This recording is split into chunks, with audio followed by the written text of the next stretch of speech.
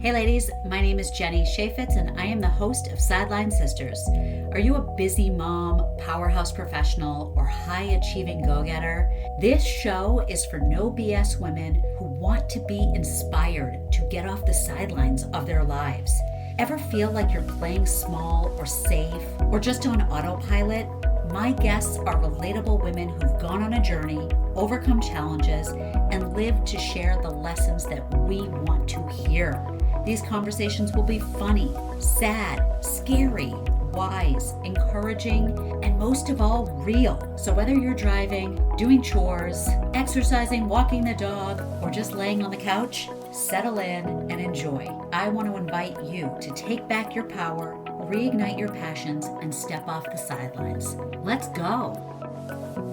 Hey, my friends, welcome to this week's episode of the Sideline Sisters podcast. I am your host, Jenny Chaffetz.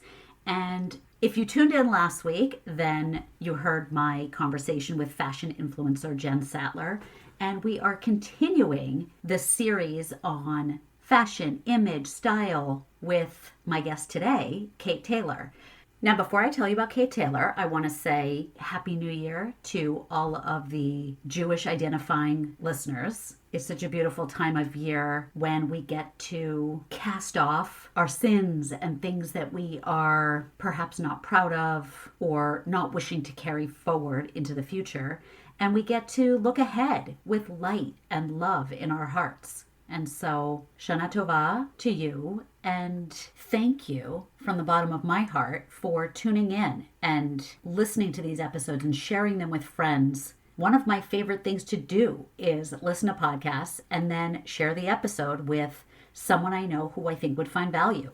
As a podcaster, I know that listeners telling other people about episodes is really important for the podcast growth, but as a human, I also want to share interesting conversations and knowledge that I think would benefit other people. So I thank you for listening and helping me spread these beautiful messages. And for those of you who are listening who live somewhere near Southern New Hampshire, I am opening my home to you. I am inviting you to join me at my house on Sunday, October 5th at 3 p.m. Eastern Time for a cozy, delicious opportunity to connect and hear about the benefits of a plant-based lifestyle. I know veganism sounds extreme. I've heard all the negative comments from people I know and just from voices out in the ether, pop culture. So I've heard it all, and I want to dispel those myths. I want to inspire you to consider this lifestyle, even if it's just an experiment, which is why I'm offering a 4-week program, just for you to try it out and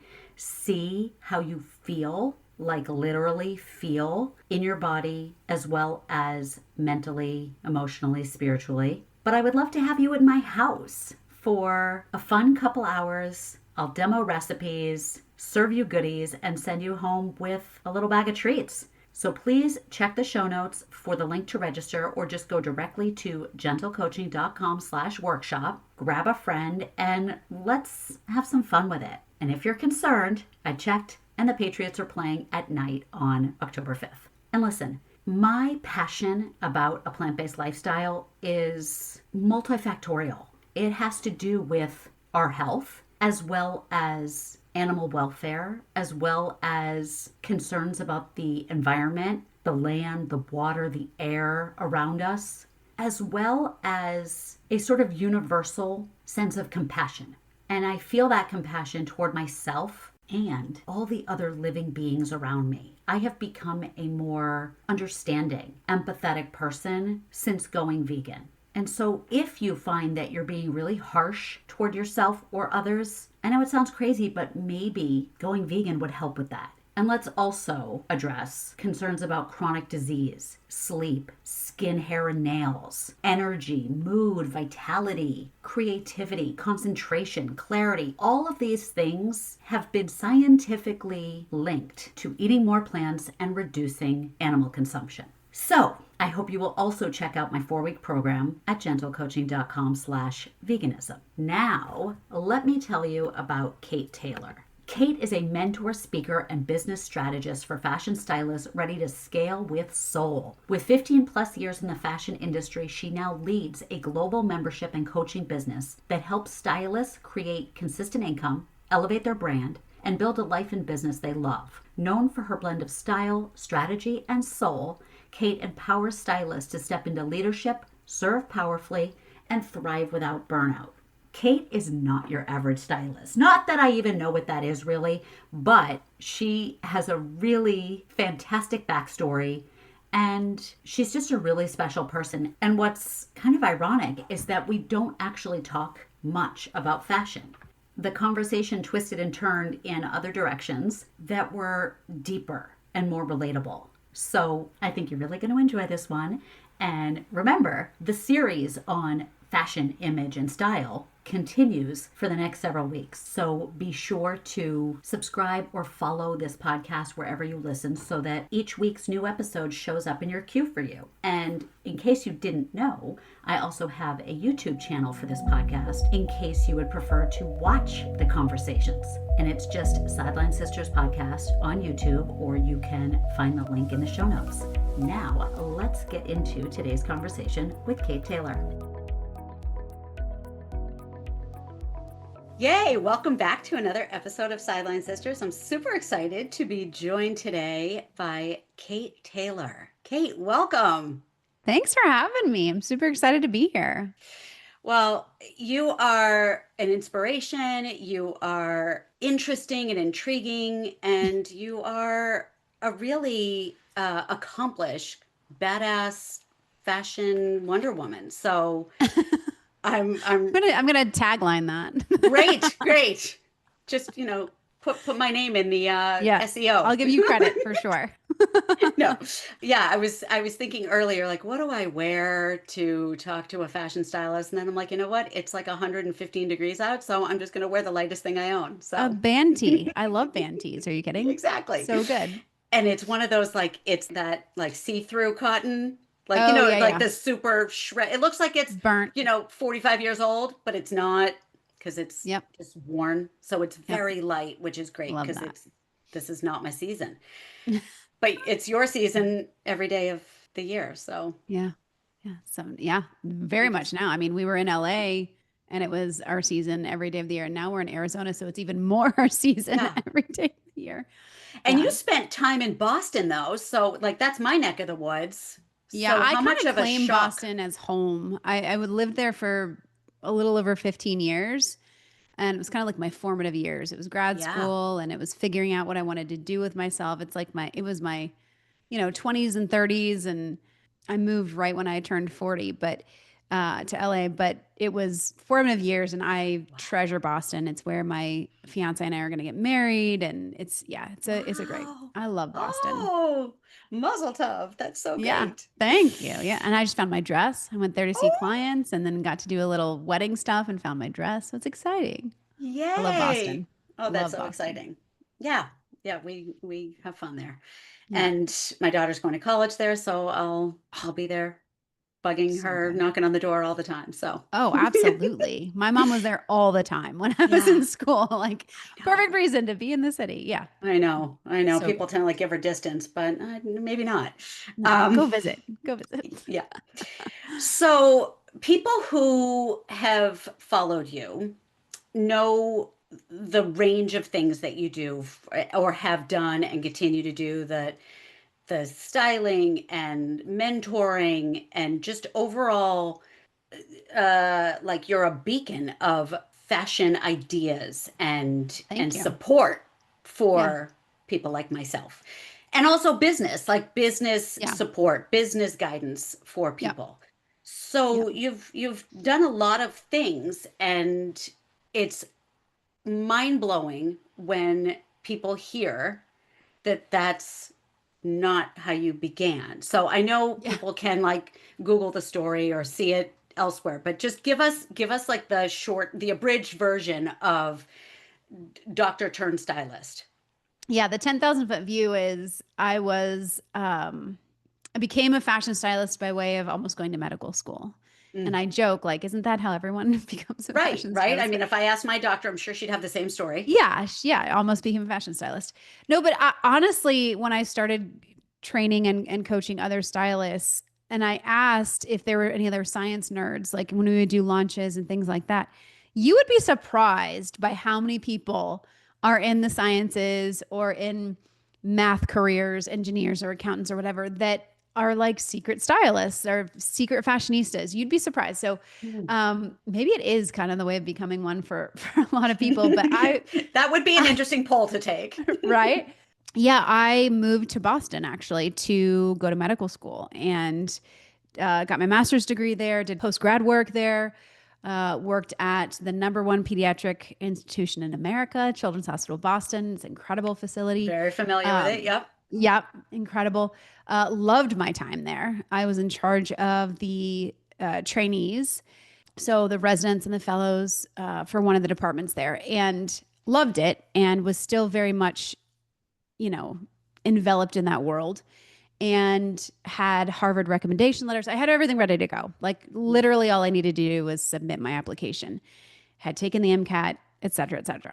And I could not submit it. And I could not figure out what was going on. It was like a fear of failure. And then I kind of did a little soul searching. And what I had been doing on the side just for fun was working with a makeup artist. And I was kind of ateliering under her. She was, a top artist in the city at the time. And I had just reached out to her kind of the way that I've gotten most of my jobs, just by saying like, hey, is there anything you need done? Like I will literally clean the toilets. I'll wash your brushes, like whatever you need. Can I just like learn from you? And it's kind of my secret hack when it comes to getting jobs. And people are like, I don't know how to get this job. I'm like, I've got hacks for you. But offer to clean toilets and get yeah, exactly. Yeah. No, it's just like get your foot in the door. Like however, like how I got into children's was through a grant project that they just needed some help with. And they basically were like, we don't have anything beyond this though. It's only like a 4 or 5 month thing. And I was like, that's fine. I'll take it. Because I knew once I got in, I would prove like this girl's invaluable. Like we need to find something for her to do. Isn't that like the story that now I'm going to blank on her name, but Sherry Salata, the Oprah person. Oh, yeah, I think so. I think you're right. It was just like, I'll take that part-time contract job at the Oprah show, being an assistant to the assistant to the assistant. Yeah. And then you end up being producer because you stick exactly. around and show your value. Okay. Exactly. Show your value. And I'm kind of a Jedi, I would say, with finding holes that need to be filled and finding like a need for things. So when I was working this job, I was just very much getting to know everyone there and realized they needed help with the trainees. It was becoming a huge thing. And I was like, well, I can help. And then all of a sudden it was like, well, now we don't want her to stop helping. So anyway, I digress. So what I was doing on the side is on the weekends and in the evenings, like most spare time that I had. Now, spare time was minimal because I was working full time. I was going to grad school full time. And then once I finished grad school, I was doing post-grad work. So I was taking other courses at other institutions. So I didn't have a ton of spare time, but I was still doing it because it was just like, I don't know, my creative passion. I just wanted to do something creative. And I kind of had this come to Jesus moment where it was like, why don't I want to go to medical school? And I realized that the beauty stuff that I was doing, and I had started doing a little fashion help as well. So like on set, we would work with celebrities and photo shoots and all that kind of stuff. And on set, when we were doing photo shoots, I would start to help the stylist as well. And I was realizing I really enjoyed that.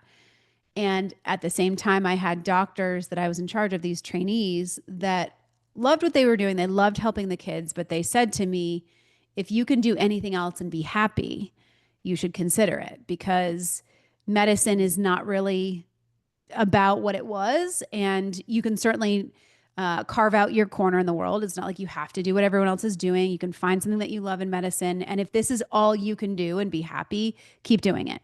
But if there's anything else you could do and still find that fulfillment, you should consider it. And I took that to heart because I watched these people working and I knew I would be one of the doctors that spent all my time at the hospital like these other doctors, because not only are they working in their inpatient care, but it's a Harvard institution. So they're also involved in research studies and they're writing books. I mean, these people are Yep. writing like the textbooks that medical schools teach For with, sure. right? Yep. And I knew that would be me. Like, I'm not someone who's like, oh, I'm just going to do the easy. No, I would have been like, okay, what else can I do? Which is so impressive. And these doctors are literally incredible. Like, I think doctors that work at children's hospitals are a special breed of angels, because Mm-hmm. they see the sickest of the sick and they help those kids no matter what. It's incredible.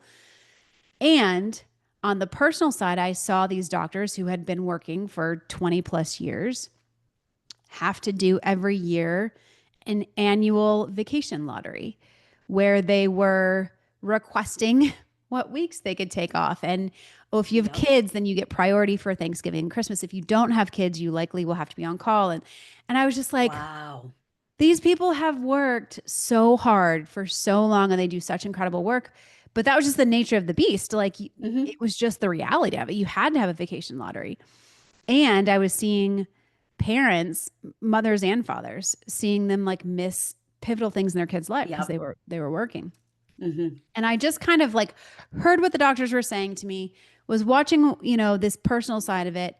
And I thought to myself, is there something else that I could do that I would get that same amount of fulfillment and still be happy? And because I was doing the fashion and beauty on the side, it was like, maybe it exists there. Like, I want to be in medicine because I want to make a difference. I want to help people. I want to impact the world. And maybe I can do that through fashion and beauty. And at the same time, when I had not submitted my medical school application, the woman that I was working for, that I was training under, said to me, we're getting so busy where I need someone full time. So that's either going to be you because I've trained you, or I'm going to need to hire someone else. Mm. And I was like, oh gosh, is this like an open door for me to walk Right. through? And I just knew in my gut, like I am a generator on the human design chart, and I very much get full body yeses about things. Like, I can feel it in my gut. And if I don't get a full F yes, then it has to be an F no for me. And it was like an F yes, like I have to do this. So I decided to leave my job at Children's and go full time into makeup, and then got to do more with the fashion. And then after a couple of years, decided it was time for me to go out on my own and complete my time with makeup and beauty and just go full on into fashion. And so I called my mom and said, Mom, I don't want to go to medical school. And she said, okay, that's what you've been working for, but fine. What do you want to do? And I said fashion. And she was like, oh my God. So it was not the most excited reaction, but I think she knew I always had a lot of grit and a lot of Mm-hmm. like gumption about me, where it was like, I'm gonna make this happen. Like, don't worry, I'm gonna figure it out. And yeah, that's how I started in the world of fashion. I mean, didn't go to, one of the top fashion institutes, didn't, do any of that. I do not design clothes. I have no training in that whatsoever, but I'm pretty pro level, expert Mm-hmm. level at styling people, and then just wanted to start helping other people learn how to do it easier. So that's kind of how it all began. That's such a good story. I love it. Thank you. I apologize for interrupting this interview, but I am curious. Have you ever thought about going vegan? Maybe you heard someone talking about it or read an article online, but you're thinking it sounds way too restrictive, way too extreme, way too boring. Not to mention all those concerns about protein. I get it. I've been there myself, and that is why I am in the process of becoming a certified vegan health and lifestyle coach. And during my course time, I am offering free coaching sessions to people who are in that hesitation phase, contemplating going forward, but definitely wanting help. That's where I come in. So please go to the show notes and click the link for free vegan lifestyle coaching session, and we'll get started. Now let's get back to the show. Now, obviously, we can't go back in time and, crystal ball a different outcome. But if the person you were training under hadn't presented this full-time option, do you think you would have pivoted the way you did? That's such a good question. I've never actually thought about that. I mean, because of where I am today and what I know today, I would say yes, I would have found a way. Like there would have been something that would have been that impetus. But I have found that in my life, as long as I'm following my intuition, those open doors always happen. Like I said, even with jobs or opportunities or experiences, I just kind of set my mind to things. And as long as I'm looking for them and not closed off to them, those things will present themselves to me. So if it wouldn't have been her, it probably would have been something else that would have been that impetus. I don't know that I would have just gone out on my own. I think I still felt like I wanted more training and more experience. So if it hadn't have been her, I probably would have found someone else. But I want to say yes, because I feel like where I am now is exactly where I'm supposed to be. I mean, if you're going to describe yourself with words like grit and gumption, I tend to agree with that. Yeah, I am. That's my nice way of saying stubborn and sometimes obtuse. Right. I mean, independent is another way of saying, exactly. Strong, fierce. right, I could give you a right, lot of words. right. No, I'm not angry or Determined. aggressive. I'm determined and I have a vision. Yeah, Okay. exactly. That's so good. Okay, so clearly to become a doctor, there's a defined highway.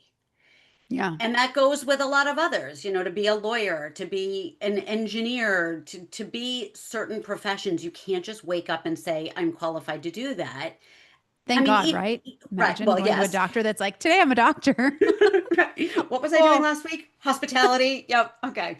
plumber last week. Yeah. Yeah. Even to be a plumber, there's a pathway to it. You can't just wake up and do that. So it's for a lot of people, that pathway to a career is safe. It's Yeah, secure. There's, it's like having padded for walls on sure. either side of you. Like, do this, do A, then B, then C, follow it.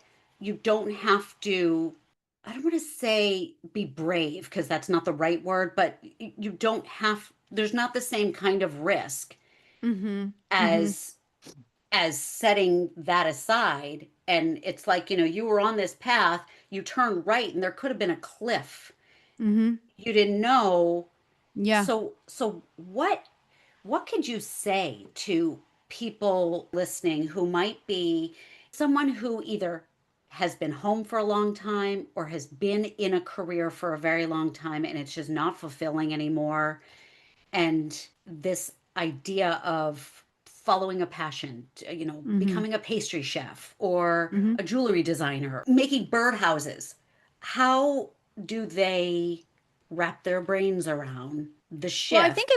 I think it's a little bit like I think each thing requires something different. I would say with chasing your dream and going after what your soul is kind of calling out to you to do, that requires an up-leveled amount of courage, I would say. And courage, I always say, is not feeling fear. Courage to me is you feel the fear, but you do it anyway because you know you have to. You know that you can't not do it. And you have to kind of take a bite of that when it comes to this kind of stuff. The physician path and the corporate path and all of those, they require something, but that almost requires like what we were talking about before, determination and drive. And, depending on what your goals are there, whether it's like to get a promotion or whatever, like that, those things require different things. But it is true what you said, like there is a very clear path. And that was one of the things that I had to kind of do a mind shift around because in medicine, there's a very clear set of rules and regulations, right? Like Sure. you go to undergrad and then maybe you go to grad school, maybe you don't. And then you have 4 years of medical school and then you have 4 years of residency and then you do 2 years of fellowship, usually at minimum. Then you can subspecialize and whatever, it goes on. And as long as you are studying and getting good grades, check, check, check, you are accomplishing things. When I went into the world of fashion and beauty, it was a whole different set of rules that I didn't understand because I'd come from sciences, which you could also say is true for coming from corporate or things that are very almost regimented and you just you know what to expect in a certain way. Like there is a whole nother level of becoming a doctor where you don't know, like match day, people don't know where they're going to match. Right, Like right, right, there's right. There's a level of that too, for sure. But the path is a little more clear than if you say, I just, like you said, want to become a painter or I want to become a jewelry designer. That path is a little less clear because there's not like, oh, everyone that wants to be jewelry designers go to jewelry designer school. And then you go to jewelry designer you apprentice internships. with, Yeah. And then you work at the jewelry shop. Like that's just not how it works. So that's why I say in those arenas, it just takes a little more of stepping into that courage and knowing that you might feel fear. Like there's constant fears around new things because it's new. But all that's happening with that is your brain, your subconscious brain is saying, hang on, this feels unfamiliar. I'm not totally comfortable with that because we don't know what the end is going to look like. There's a chance I could fail. There's a chance it won't work. There's a chance it could go better than I thought it would. And that scares me too. Like your subconscious brain will try to take you out in those situations when there is unknowns. So that's where the courage comes in. And you have to say, you know what? I feel those things. I get it. Clear. I am aware that my subconscious is trying to protect me. And I get to also say, it's okay. Like little Kate that might be scared right now. It's okay. We're going to have a little courage and we're going to try it anyway. Because my theory is, and you and I were talking about this a little bit before we started, a dream unrealized is one of the most heartbreaking things. And I've had tons of stylists come to me, that are 60 plus and say, I was in corporate for 30 years and really all I wanted to be doing was fashion. Or I, was a homemaker for 30 years and I really just wanted to be a fashion stylist at the same time. And I couldn't because I was taking care of the kids. And my thing is, okay, fine, then start now because I don't necessarily believe in failure. I know there's people that I look up to a lot that are like, you should fail constantly. And I get it. I mean, I understand the concept of that. Like I understand, fail as much as you can. But my view on failure is it's not failure. It's just contrast. Like it's just learning what didn't work so you know how to adjust it. So when you're stepping into something new like this, whether you are 60, 70, 80, I don't care. Know that you just get to learn from the contrast. So maybe you don't get it perfect the first time. Maybe you don't know what you're doing right off the bat. Okay. So then learn, get some resources or talk to some people and just try. And as you try, you will have experiences that will give you contrast, meaning you will get to see, I really like this. I don't really like this. Okay, so I want to do less of what I don't like. I'm going to expand on what I do like. Okay, this really worked. That did not work at all. Okay, we'll do less of what did not work at all and more of what did work. You know what I mean? It's just contrast. And that's like, for me, when I'm hearing people that are like, oh, I just want to step into this, just start. Literally, when people talk about investing and they're like, just start. Like $10 is better than nothing. And I heard it for so many years until I finally took the advice and invested. And we started investing very small. And it did all of a sudden feel like, that feels so good. It is not a huge chunk of change, but I just feel good knowing we've done it.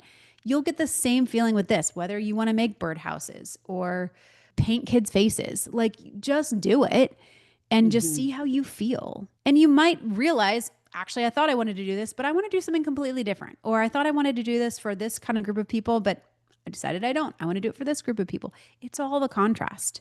Just rambled at you for a long time, but no, I love that. And it's perfect that the fashion stylist uses the word contrast. I just love that. Exactly. Basically, it's just or do the makeup it. designer.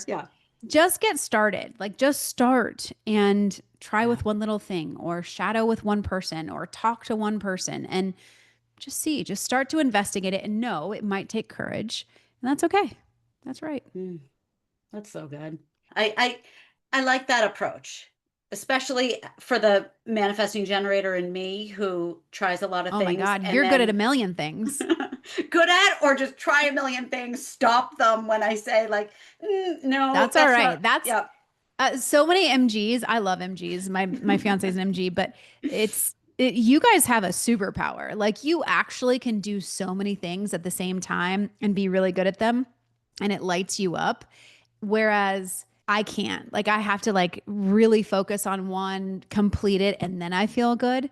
Yeah. That if I told you you had to just do one thing for the next 5 years, you would crawl out of your skin because you're Right. an MG. Yeah. Yep. I would You'd be like, just that's not actually going to game happen. over. Like, Yep. you couldn't pay me enough to do that, which is so cool. Like, you are the true Renaissance woman. And I wish more people understood that, because I think our society has trained MGs to think you just have ADD, you just have ADHD, just finish what you've got You're a going on, quitter. just complete it. And it's so inaccurate. Don't finish it. If you are not lit up currently, don't finish it.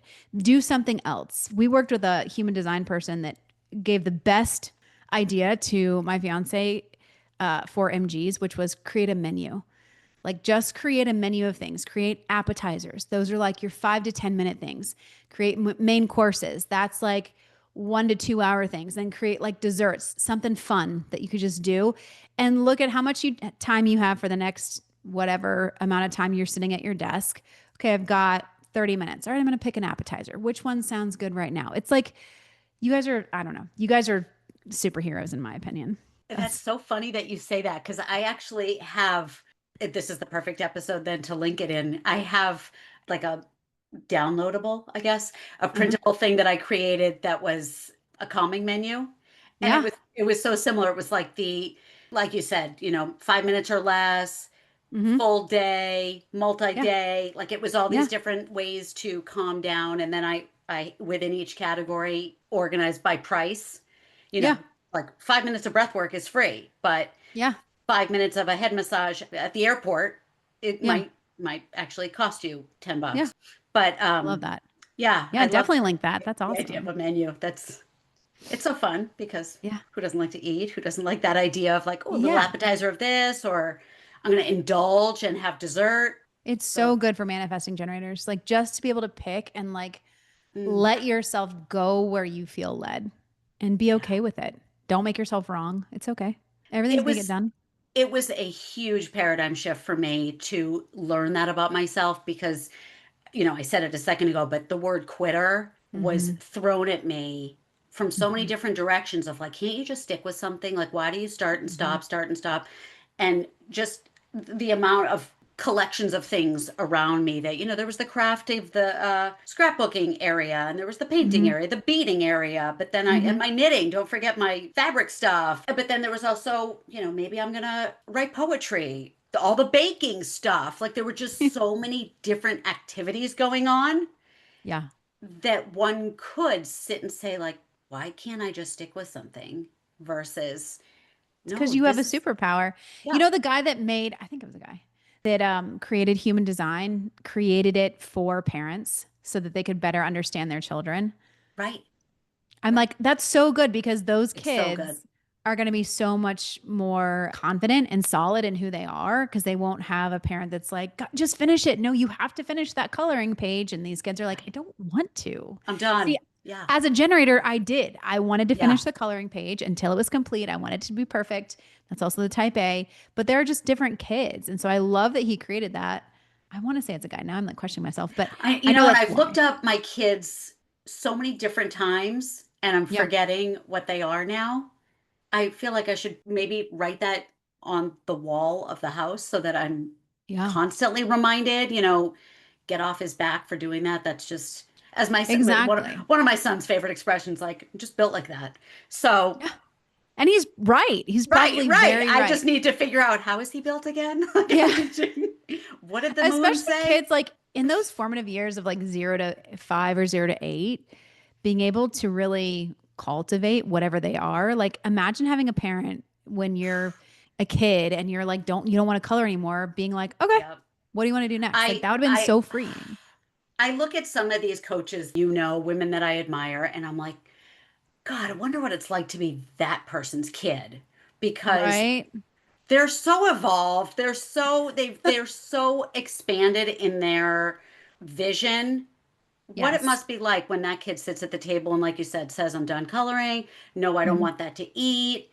I forget if it was you who said it now or someone else that I listened to on a podcast that was talking about agency and self trust. Mhm. And, when you say, I'm still hungry, and the parent says, no, you're not, you just had dinner. Was that you? It wasn't me, but I totally agree with this. Okay, so I just heard someone say that how we're taught from such a young age not to trust ourselves because, here we finish dinner and we say to the parent or the caregiver guardian, I'm still hungry. No, you're not. You just ate that huge plate of food. You're not Hmm. hungry. You're bored. You're thirsty. You're Hmm. overtired. Hmm. And it's like, what it Hmm. must be like to be raised by the parent who's like, oh, okay, Okay. here's more Yeah, food. that's fine. What would you like? Yeah, exactly.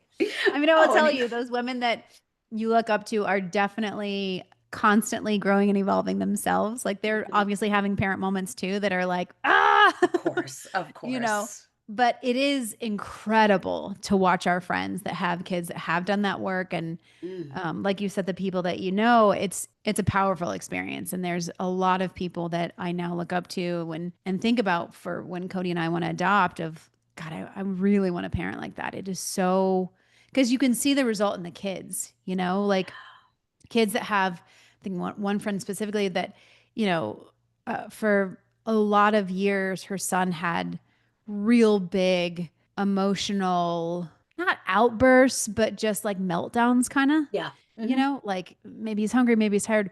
And I was so used to seeing parents that'd be like, go to your room, Right. Knock like it off. Yeah. knock it off. That's not One, okay. That's not two, three. it. Yeah, exactly. That's not how we act.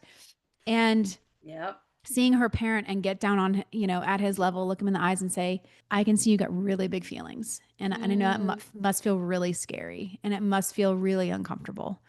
And is there any way you could tell me about those really big feelings? And no. Okay. That's okay.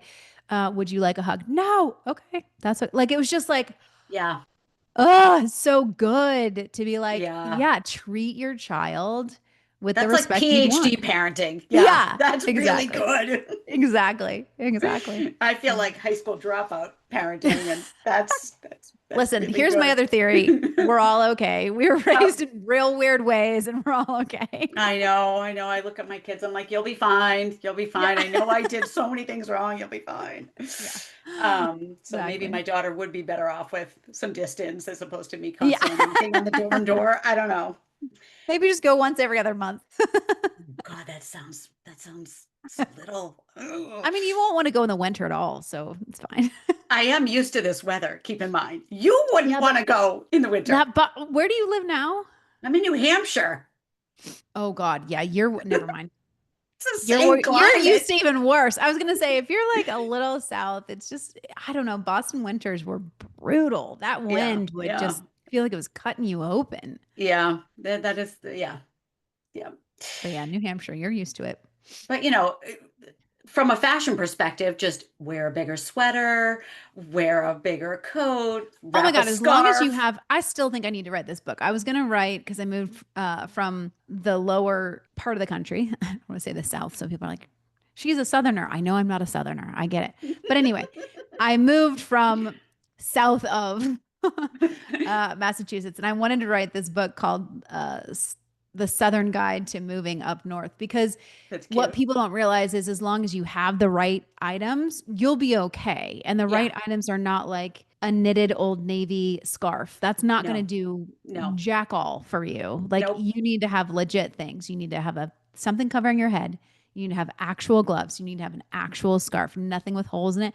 I mean, I can go down this whole list where it was Yeah. like, as long as you have the right pieces, and there's probably like, I would say 5 critical pieces to Yeah. surviving a winter. Proper boots. Yeah. Boots and a jacket is what I was going to say. Yeah. And get a Yeah. jacket that zips and buttons. This is not Hmm. like the time to just throw on your jacket and keep it open. No, you will zip it and have it go at least mid thigh. Like the Yep. length should go at Yes. least mid thigh, maybe even Right. a None little of bit these like longer. cute cropped No, parkas. No. no, worthless, worthless. Your butt's gonna freeze. It's not. There's no No. point. Just don't No. wear it at that point. Right. No, Right. it needs to go at least mid thigh, if not longer, depending on how much you walk outside. I would say. Hmm. I know. I I brought probably could have bought stock and cuddle duds for what I purchased before I Nice. moved there. Didn't use them except to go skiing. Like you're not wearing cuddle duds every day of the week, so don't need I those. know. I ran. I jogged for a very brief period of my life, and there was a woman that I jogged with who was like serious. I She could was see cuddle duds for that. we were talking about running in bad weather. And she's like, there's no such thing as bad weather. There's just bad gear, or Oh, you're that's a good you're just point. not prepared. Like if it's raining out, it's only going to bother you if you go out in the shorts and t-shirt. But if you're That's a very good wearing, point. yeah, if you're wearing rain gear, then and maybe there's sneakers that are more waterproof than your day-to-day sneakers. And yeah, it was just an I interesting totally agree approach. with her. It's Yeah, the same with living in cold weather. You just need the right gear. That's it. exactly. Exactly. When I go to walk my dogs in the middle of winter, it's a whole different getup. Oh yeah. Yeah. You will want Anyway. to rip it off once you get inside, but yeah. Oh yeah. Yep. I mean, I wear the spikes on my boots. Like it's a whole Oh thing. yeah. Yeah. Yeah. It's a thing. Pardon the interruption, but I have to tell you about my absolute favorite place on planet Earth. It's called Canyon Ranch. Have you ever heard of it? It is a wellness resort, and there are several locations in the United States. I have been to the one in the Berkshires of Massachusetts, and I'm telling you about it so that you can enjoy 10% off this spectacular place.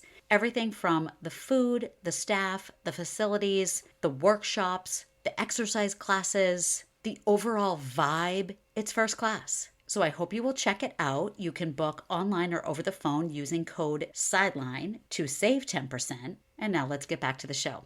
So we're going to shift a little bit, Okay. but I like to think that I can segue nicely. So I'm going to link this to, well, we were both talking about successful people or people that look like they have it all together and do personal growth work and just have figured out the path. Mhm. It's simple and narrow-minded of onlookers, me, I'll use myself as an example, just to scroll through social media, see your feed and say, God, she's got her life together. Everything has fallen into place, like no bumps in that road. But there's just so much that we don't see Oh yeah. from the 2D images. Hmm. So since since figuring out your path and finding a successful niche for yourself, Hmm. has there been anything that has derailed you or Mm. interrupted the flow for you? Not a single thing. Yeah. You're so lucky. How does it feel to be God's favorite? No, yeah, Right. of course. Of course. Of course there's been things. I mean, I could how much time do we have, right? But for the past probably I was saying past 3 years, we've been navigating my mom going through kind of a health crisis, which we've come to determine is dementia, but we didn't know in the beginning what was going on. And that was the beginning of what I like to call a shamanic death in my life and both personal and professional.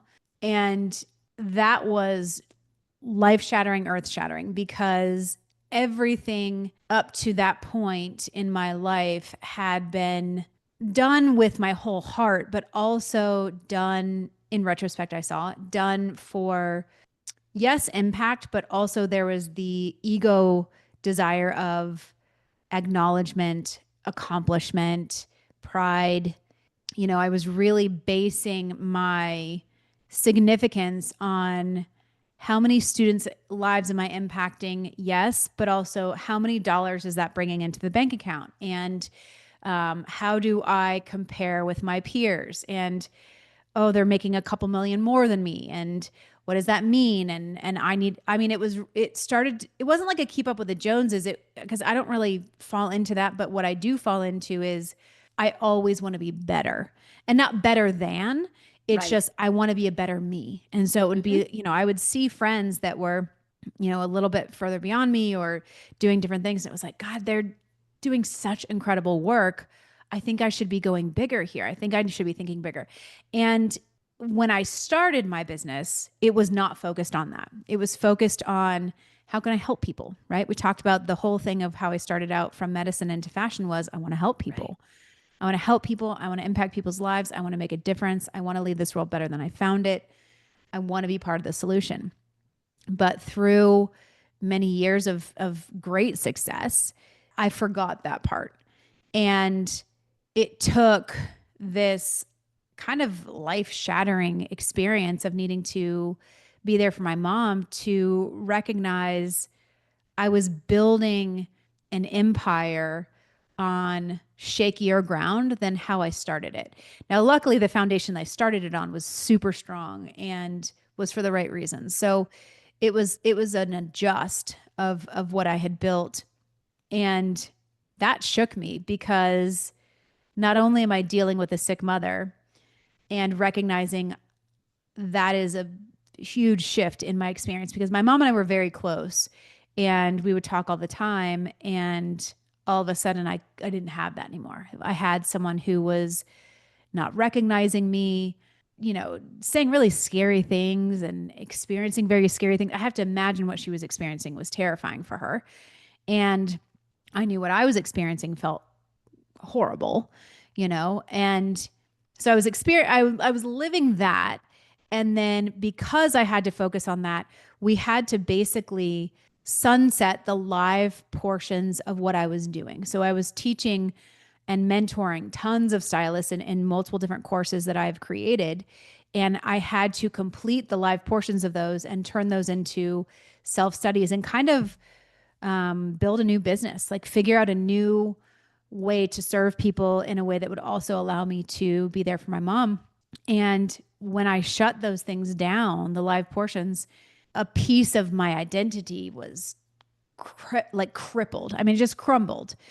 And it was probably the best thing that could have ever happened to me. I wouldn't have told you that at the time. At the time, it felt like I wasn't going to survive it. And I didn't know how I would possibly survive it. Not just because I was worried about, what happens when we don't have millions of dollars coming in from these courses, but it was like, who am I? Like, who am I without this? Who am I without all of these significant things that I think are so important? Now, luckily, and this is a huge thing that I hope your listeners will take if you hear nothing else today. Luckily, I had surrounded myself with a community of powerful people. Powerful meaning like connected, like had done the soul work, had done the personal development, and were true friends that were willing to see me in my messy and be like, we got you. And there is a way out of this, because I was really in that place where you're like, I know I'm in the forest, but the light doesn't even exist outside of this. So I had surrounded myself with community and surrounded myself with an incredible mentor and incredible friends, those that and have seen. And those people are very real and very honest and very whole and very strong and solid. So yes, they look incredible on their Instagram, and yes, they're doing incredible work, but they also are just like the most legit, beautiful, wonderful people, because I'm lucky in that I don't surround myself with people that are, I don't know if we can cuss on your podcast, but BSers. Oh, okay. So they're not bullshitters. They're real honest people, and what you see is what you get. Like they're not giving you something on Instagram or TikTok that isn't their realness. And there is beauty to that, because I couldn't see that stuff for myself at the time, and they were able to kind of shed a light for me, because like I said, we shut everything down. And then it was like, I need to reinvent myself while also being there for my mom and navigating I did an episode on this, but I had to navigate the fact that I was mourning a parent who was still alive. But the version of her that I had known my whole life was gone, like completely gone. And it felt like overnight. So it felt like I was mourning her. And yet she was still alive, living, breathing, and talking to me. So there were a lot of things that came from that. There were a lot of things that felt like I didn't know how I was going to get out of it, and I didn't know how I was going to survive it. And I'm also very lucky to have the most incredible, supportive fiance possible, who was very quick to say she needs to move in with us. Like there's just not another choice, because your mom has always asked you to never let her go into a home. She's afraid of that. Like there's just, different things around that. And we have to take care of her. You're her only daughter, your only kid, and she took care of you, and we got to move her in with us. And that to me was also a whole nother shift, because I had been living my independent life for many years, and now I was going to turn into a full-time caregiver. So you have me sunsetting things in my business, My identity is crippling on who I am and what I am as a business owner. And now I'm turning into a full-time caregiver while still trying to birth a new business, like create new opportunities. So yeah, have I navigated anything? Yeah. Yes. And like I said before, with failure, it also comes with trying times. It's all part of the contrast because I could not have become the person I am today without that contrast. I still would have kept going about the motions, wash, rinse, repeat. And I wouldn't have had to do that soul work on like, hang on, why am I thinking my identity and significance is how much money I make? That is so fleeting. It does not matter. Money is literally, right now we're calling it dollars, but what are we going to call it next year? Like maybe something different. We don't know. So why am I making that mean something? And who am I really as a person? Like, who is Kate really? And what does Kate really care about? And what does Kate really want to do? And it was a whole new awakening for me. And I'm so thankful for it. Like, it was the hardest time in my life. And it was also the best time in my life because I would never have, I've constantly said, I like having a growth mindset. I constantly want to be learning and I constantly want to be growing. How can I say that, but yet stay the same? Right. So I had to have these times that were just, and sometimes I have to have the boulder. Like, that thing about if you're not getting the lesson, you'll get a little pebble thrown at you, and you're not getting it, you'll get a rock, and you're really not getting the boulder. A lot of times I need the boulder, unfortunately. So the boulder hit and it was like, oh God, I have some work to do here. And it was probably the best work I've done in my whole life. Wow.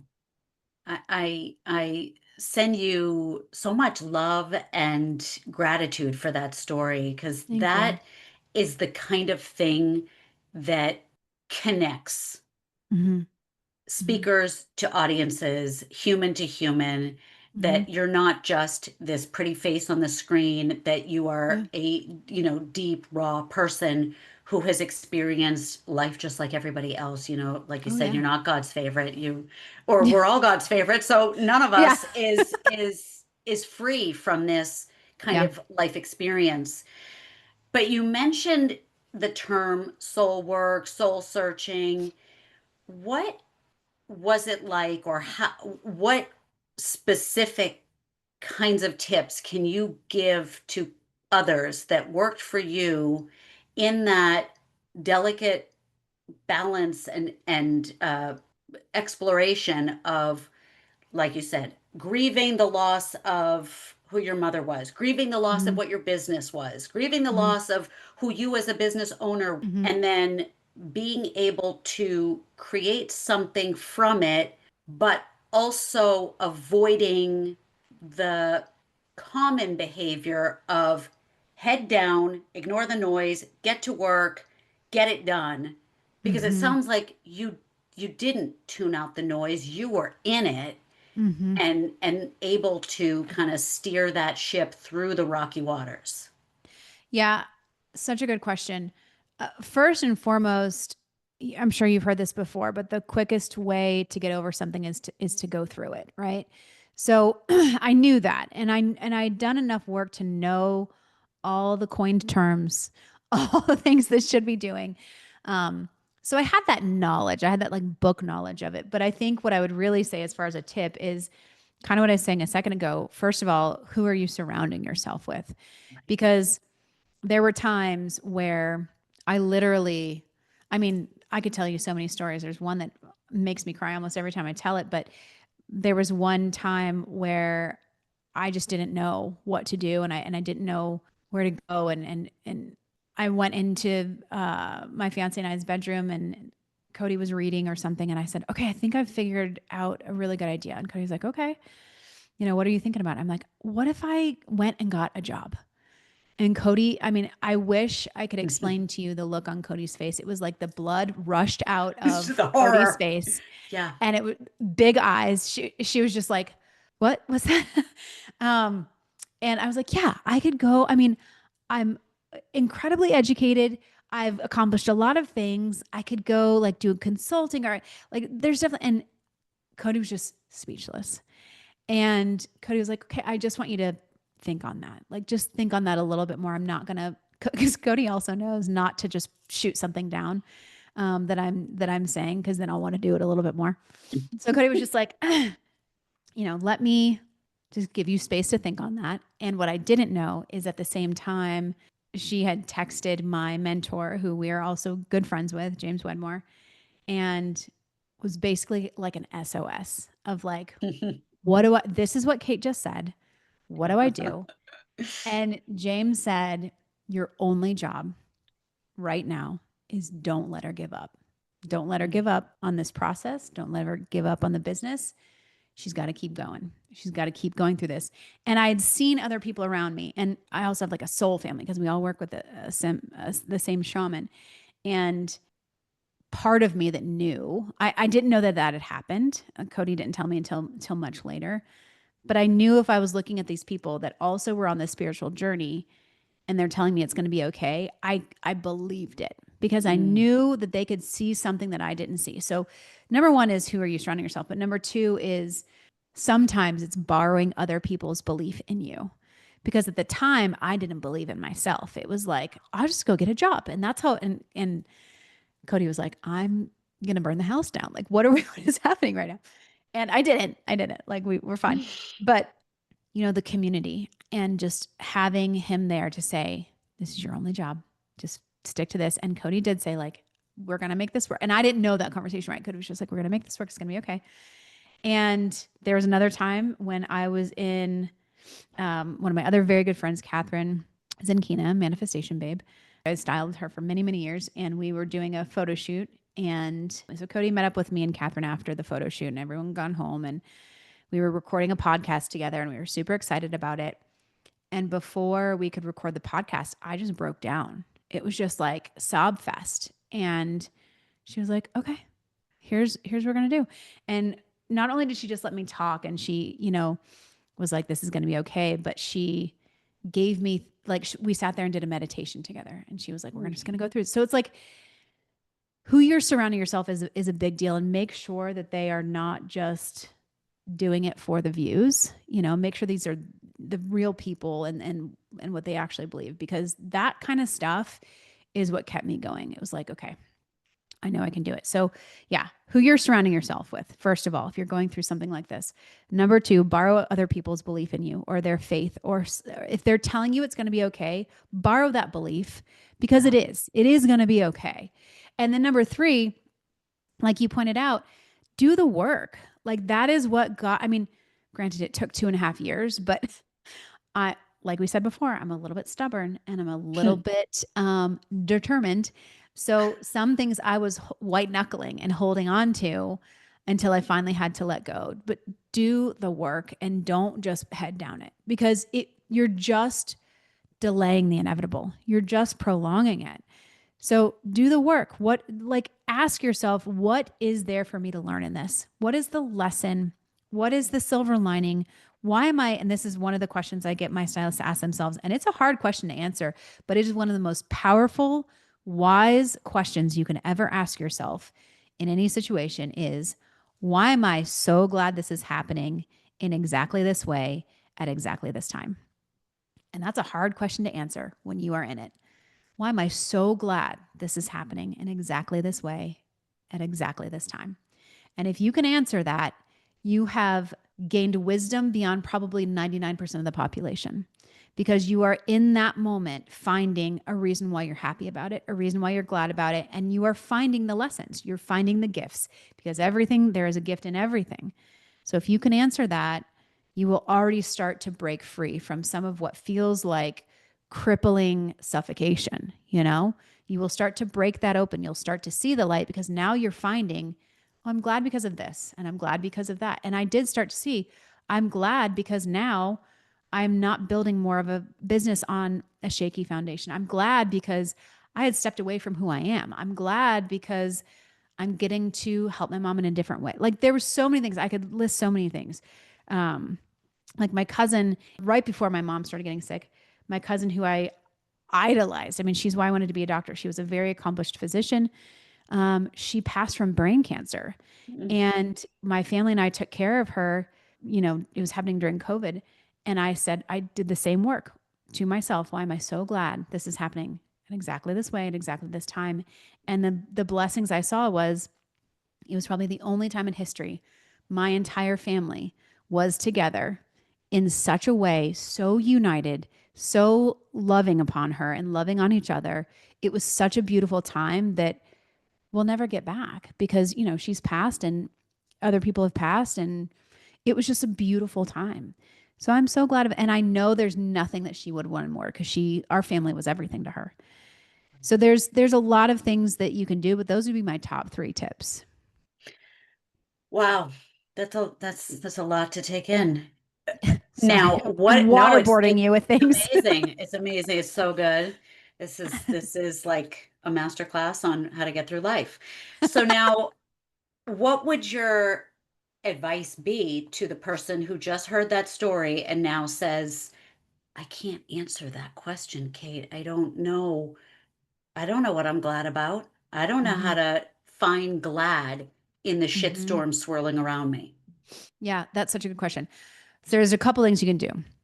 One is find something you are glad about, right? Something that doesn't have any other emotion behind it. So if I'm like, what am I glad at? What makes me happy? And there's no negative that can come with it. I might Mhm. think about my niece and be like, she makes me so happy. I'm so glad for her. Or I might think about a trip like, oh, when Cody and I went to Sedona, that was such a magical trip. Or when my best friend and I went to the south of France, that was such a magical time. I can picture myself right now on that patio with her with a glass of rosé in my hand, like best trip. Okay. Go to a place where you can find something to be glad about. Yep. And it might be a person, it might be a memory, it might be an item, it might be a pet. I could think Hmm. about any of my pets and Yep. make me super happy. Any of Yep. my cat is sitting here right in front of me and she's like a Yep. little angel. I call her Angel all the time. Um, Something like that might make you super glad. So go to something that you can be glad about to get in the vibration of joy or glad. And then you might be able to navigate the current situation a little bit better of why you're glad. That would be the first thing.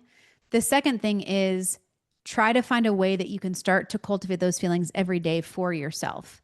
Meaning, is there something you can do during the day that makes you glad? Like, does going on a walk make you joyful? Or does Mhm. listening to music make you joyful? Or maybe just dancing with no choreography, just having fun or singing, whatever. Is there anything that could make you glad? And see if you can start to cultivate that within yourself every day, even just there's different theories. It could be 8 seconds, 13 seconds. There's been all kinds of theories. Sure. Um, but just for a brief time, it's not like you have to find a glad thing for 24 hours, just even for 1 minute. Right. Right. That's what I Mm, would say. that is so attainable. So Yeah. thank you for breaking off that whole Lego house and just giving us the couple of blocks to start with. That is Yeah. magical. And you know what's so amazing about this conversation is this just incredibly strong, rich wisdom that comes from someone who mentors stylists. Like Yeah. we didn't even talk about fashion, which makes me so intrigued about the work you do with the people you mentor. Mhm. Because I imagine it's not just about how to put outfits together. I mean, I tell our stylists all the time, but when you're working with a client, fashion is like 1% of it. It's it's truly the psychology and the personal development and the confidence. That's 99% of it. It's the clothes small part.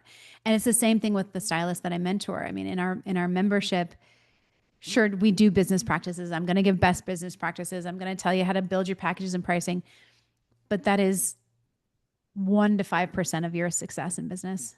The Mm. 95% is your subconscious, your thoughts, your beliefs, your identity. I mean, it's what you believe you can be successful at. Another way to say that is to the extent that you believe you can be successful is to the extent that you will be. Meaning, we hold ourselves back more than we realize, right? If you believe you can be successful, you will be. If you believe you will fail, you will. Because our brains are wired to prove us right. Because being wrong is almost worse than death to our brains. That is like the absolute worst. So your brain is wired to prove you right. So yeah, when I mentor my stylists, 95% of it at least is what beliefs are running the show. Let's talk about that first before we even talk about your packages, because your packages won't matter. You won't sell them if your brain is saying it won't work. So let's work on your brain first. Let's work on your beliefs, your experiences, why you are the way you are. So yeah, it's a lot more than just the clothes. And isn't that life? I mean, Oh yeah. everything we do is so much bigger than, I've heard people say, don't say, I'm not a good cook, or I'm Mhm. not a gardener, I'm not Yep. a this or a that. It's it's all about what's underneath it and your choice to identify as the person who can or can't. Yeah, because your words are powerful. Your words become your actions become your beliefs, and your beliefs become your reality. So you have to start with your words. And if you're saying I'm not a good cook, guess what? You will not be. You will prove yourself right. Every single time you'll prove yourself right. And I'm not saying a lot of times people are like, yeah, but if you say like I'm a millionaire and you're not yet, then that might feel like a lie. So then my Right, thing right, is, okay, sure, I hear you, and you don't want to say something that you feel like, well, that's just bullshit. Why am I saying right. that? It's not true. So start with things that do feel true. Like I love using the term better and better. So I'm getting better and better at cooking. I'm getting better and better at knowing where to find recipes. I'm getting better and better at knowing portion sizes. I'm getting better and better at walking through the doors that are bringing me closer to being a millionaire. I'm getting better and better at being a business owner. Like, start saying those things and allow those words to become your beliefs, because then that becomes your reality. Oof, that's it. Yep. That's it.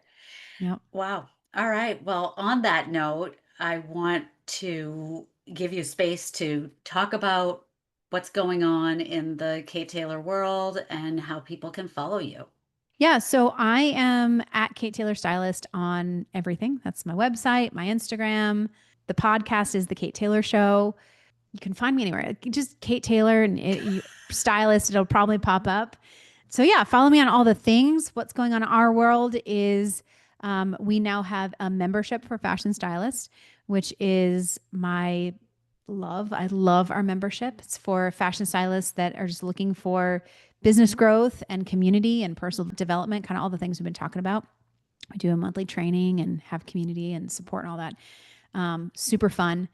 And that's kind of the main focus. I also, have my courses that we talked about and all that kind of stuff that are self studies now. But my main thing is really mentoring my stylists in the membership, and then we still have styling clients. So I take very few through the year, but because we pretty much have people that just continue on year after year, and so I don't have a ton of space to take Right. new ones on. But you can reach out if you're looking for a stylist, and everything, like I said, is on the website. But really just go follow me on Instagram. That's where most of my stuff is. And you'll see different quotes like what you've heard me say and repost them. You can tell me what you got from this episode. I love DMs. So yeah, just Kate Taylor Stylist on most things. I love it. I love it. There were so many good things in this. All right. So now's the point where I invite you to raise a glass Oh, I have a so big that, glass. nice, so that we can say cheers, like these ladies right behind me. Say cheers to, this is my test, is finding the thing that stuck out the most in my Ooh, brain. okay. I'm torn. I mean, contrast, that's you. So we're going to say cheers to appreciating the contrast and getting better and better at whatever we desire. Cheers. I love that. Cheers. Cheers. Yes, to you and everything you've been through, everything that you represent and have shared. I am so grateful and I wish Thank you you. nothing but continued success in everything you choose to do, and upcoming nuptials and all the goodness. Thank you so much. It's been such a pleasure being here. How fun to talk to a brilliantly talented fashion stylist about things other than fashion. Isn't that interesting? I love how these conversations go. Now, before I get into Kate's notes from the sidelines, I want to mention that in the show notes, you will find a link to my Calm menu. I had originally termed this the Mom Calm menu because moms usually need a little guidance toward finding opportunities to get calm, but really, this is for everyone. So I hope you will click that link and grab yourself this handy menu of peaceful activities. Now, getting into Kate's notes from the sidelines. Number 1, a secret hack to getting a job offer to do anything is showing your value. Show the interviewer, show the company, show the organization the holes that need to be filled by you. Number 2, if there's something other than what you're currently doing that will bring you complete fulfillment, do that. Because if it's not a fuck yeah, it's a fuck no. And side note, there are actually some very cool ways to physically assess whether something is a yes or a no. You can feel it in your body. There's some cool somatic practices that I can share with you if you're interested. Number 3, to chase passions requires courage. But let's be clear, having courage does not mean you don't feel fear. It's feeling the fear and doing it anyway. Number 4, let's reframe failure into what Kate calls contrast. It's doing things, seeing what happens, seeing how you feel, and then pivoting if necessary. Number 5, and while this is literal, it could actually be an analogy for life. As long as you have the right gear, you'll be okay in the cold weather. So take that however you'd like. Number 6, get yourself some good true friends who will see you're messy and be there for you and love you through it. Number 7, personal tragedy can often lead to a pivoting and reinvention. And in a future time, we could find ourselves saying that the hardest thing we went through was actually the best. Number 8, the quickest way to get over something is to go through it. We cannot avoid feeling the hard feelings. Number 9, to deal with hardship, Kate recommends surrounding yourself with good people, borrowing other people's belief in you, and doing the work. Asking yourself, what is there for me to learn here? She says, why am I so glad this is happening in exactly this way at exactly this time? So maybe try that one out. Number 10, 95% of success in business is the subconscious stuff, the thoughts and beliefs we carry with us. Just like the majority of fashion styling work is about confidence and emotions, not the clothes. And number 11, to the extent you believe you'll be successful, you will be. We hold ourselves back far more than we realize. It's that old expression, whether you can or can't, you're right, or something like that, because our brains want to be right. So thank you, Kate Taylor, for coming on, sharing your vulnerable story, and being an example for the rest of us. And with that, I want to remind you all that as I step into my new role as a vegan lifestyle coach, I want to invite you to consider what that would look like for yourself. Have you ever thought about veganism? Have you heard someone talk about it? Maybe you saw it in a movie, documentary, read it in a book, and you thought, I wonder what that would be like. Or maybe you thought, gee, this would probably be so good for me, but how would I even begin? How could I give up the cheese? What would my social life look like? Where will I get my protein? It sounds so restrictive and isolating. As a coach, I am here to guide you through all of those doubts and fears, all of those legitimate concerns, and simply support you emotionally, with strategies, and with love and compassion, because that, my friends, is what veganism is all about. So please head to gentlecoaching.com/veganism. You can join my program, or you can set up a free coaching call to see what this would look like. It's all there at gentlecoaching.com/veganism. The link is in the show notes. And I'm so grateful that you are here listening. I hope you will share this episode with a friend, and be sure to tune back in next week for my conversation with another fashion stylist, my friend Melanie Lippman, and she will talk about clothes and also the emotional baggage that we all wear. You like that pun? All right, my friends, have an amazing week. Cheers to you.